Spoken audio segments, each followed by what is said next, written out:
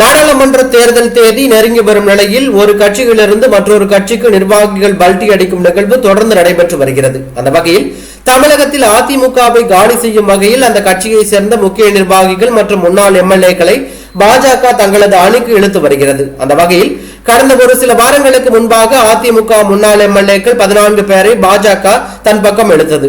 இதற்கு பதிலடி கொடுக்க பாஜகவை சேர்ந்த நிர்வாகிகளை அதிமுக தங்கள் அணிக்கு இழுத்தது.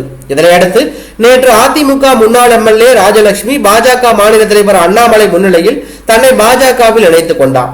சென்னை டி நகரில் வசித்து வருபவர் வழக்கறிஞர் ராஜலட்சுமி. இவர் ஜெயலலிதா மீதான பற்றின் காரணமாக அந்த கட்சியில் தீவிரமாக பணியாற்றி வந்தவர். அவருக்கு கடந்த 2011ஆம் ஆண்டு சட்டமன்ற தேர்தலில் வாய்ப்பு வழங்கப்பட்டது. இந்த தேர்தலில் காங்கிரஸ் மூத்த தலைவர் KV தங்கபாலுவுக்கு எதிராக களமிறங்கினார். அந்த தேர்தலில் 29,204 வாக்குகள் வித்தியாசத்தில் ராஜலட்சுமி வெற்றி பெற்றார் என்பது குறிப்பிடத்தக்க ஒன்றாகும்.